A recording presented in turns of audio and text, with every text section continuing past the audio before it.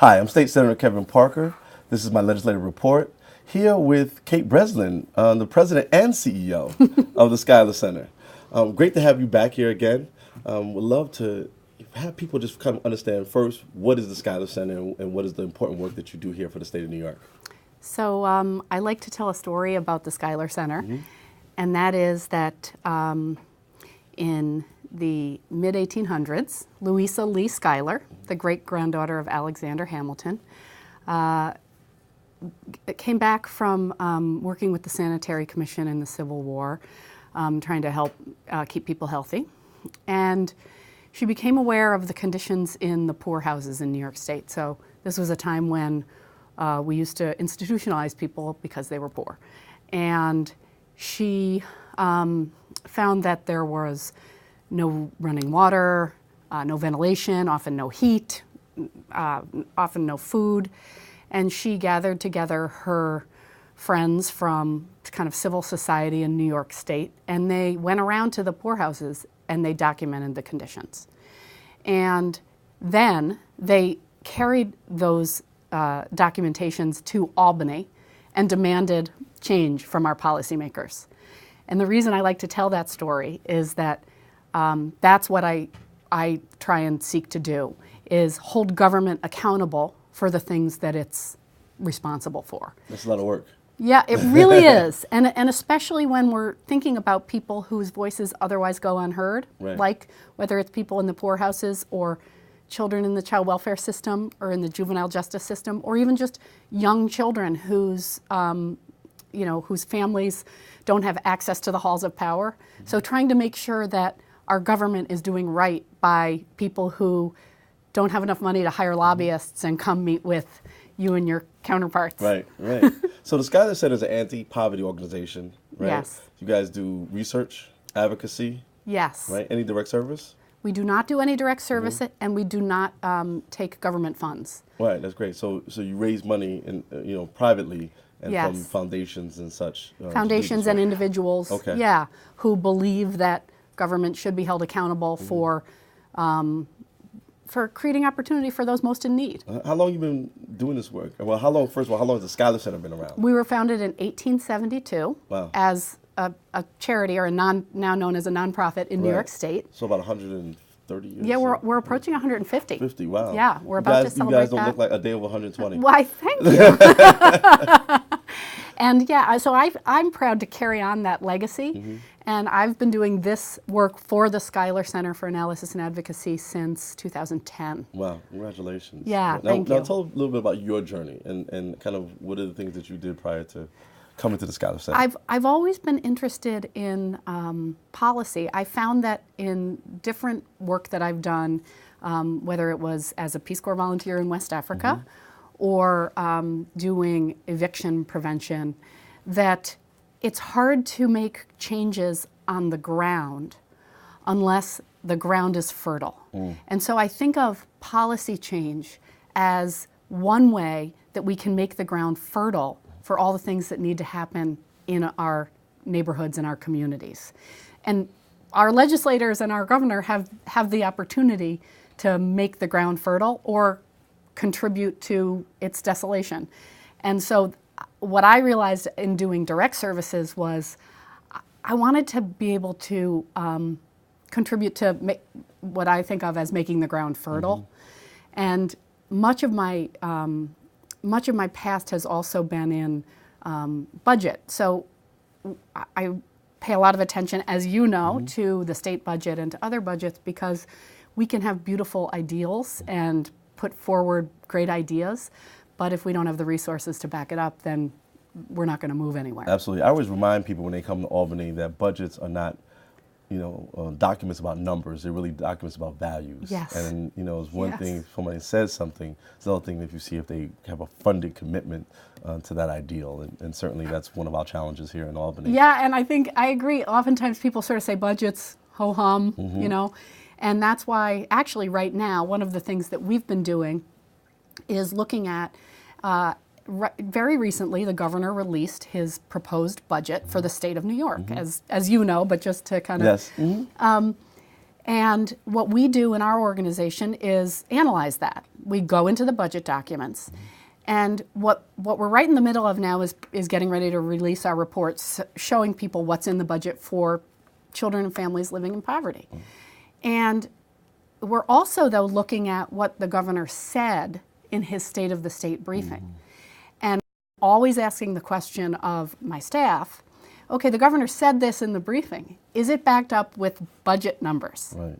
Because oftentimes it's not. There are some great ideas that come forward, but if we don't see some investment, it's a little bit harder to actually realize them. Exactly. So let's talk a little bit about the budget. Sure. Can you give us a little bit of a preview of what we're going to see in this analysis? Yeah, we're going to see that once again, so our child care infrastructure in New York State is really challenged.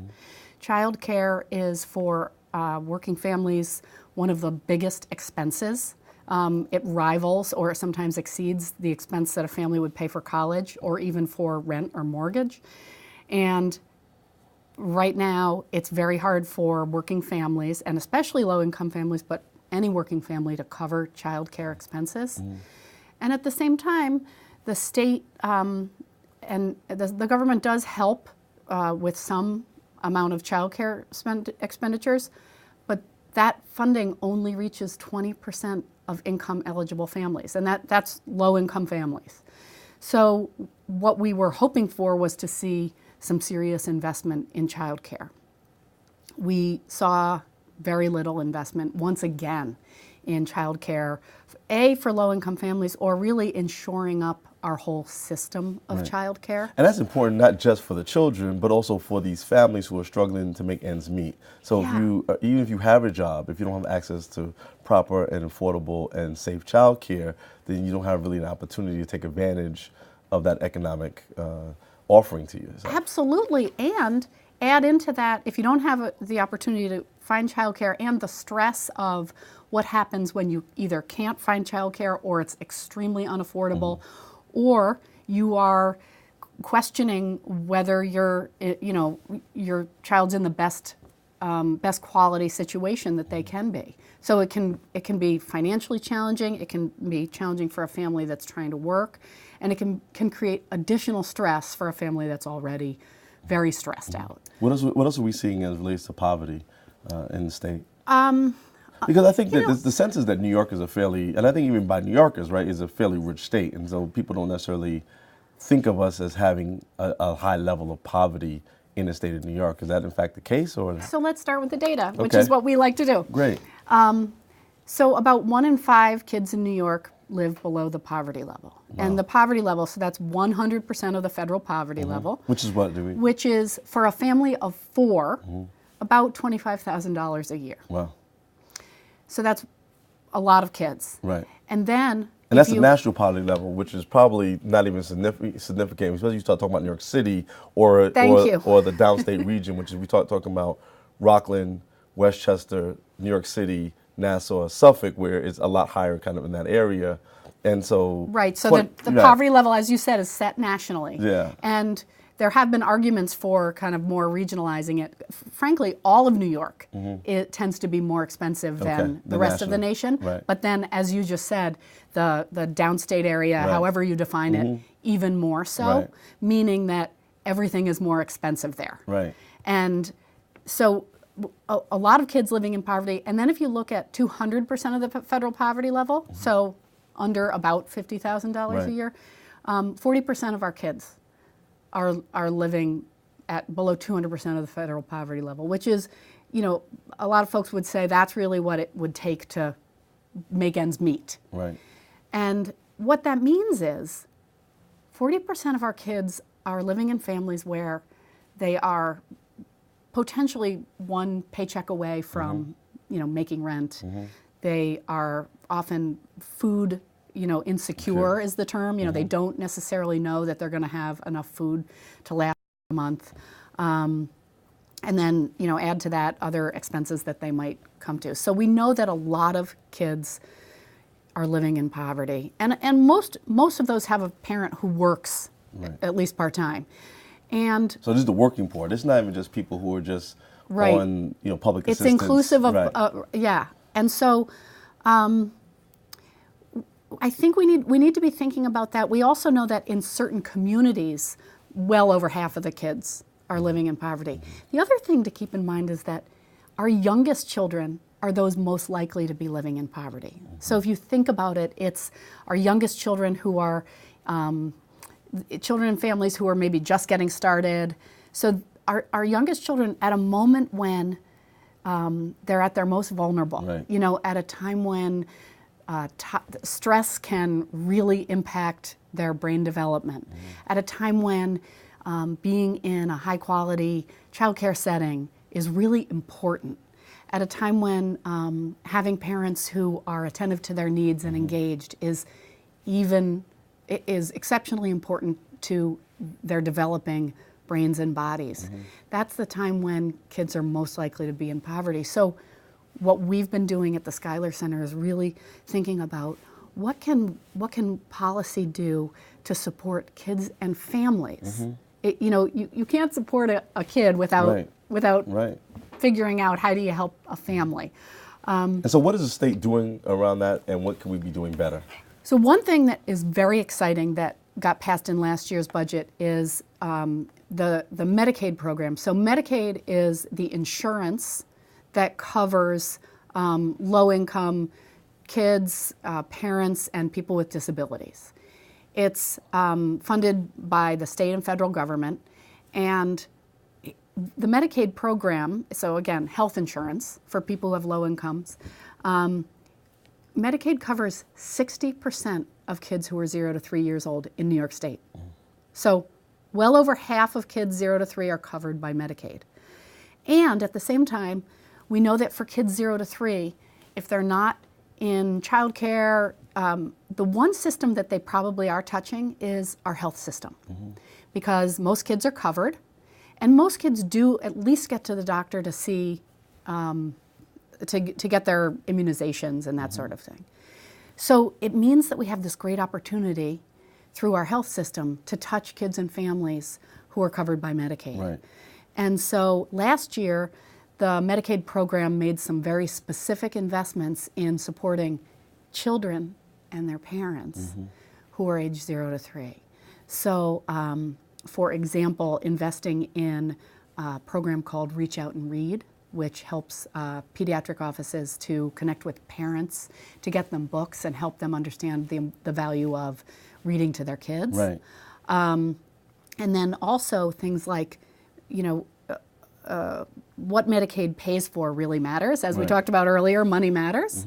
And so making sure that Medicaid can pay for services for parents But it also, that'll help kids. But it seems like New York participates in every single social service program. So how come, we have so much poverty when we're participating in SNAP and food stamps and income supports and all these other programs that the federal government runs through the state? Those income supports, so SNAP is a great example, that's food assistance.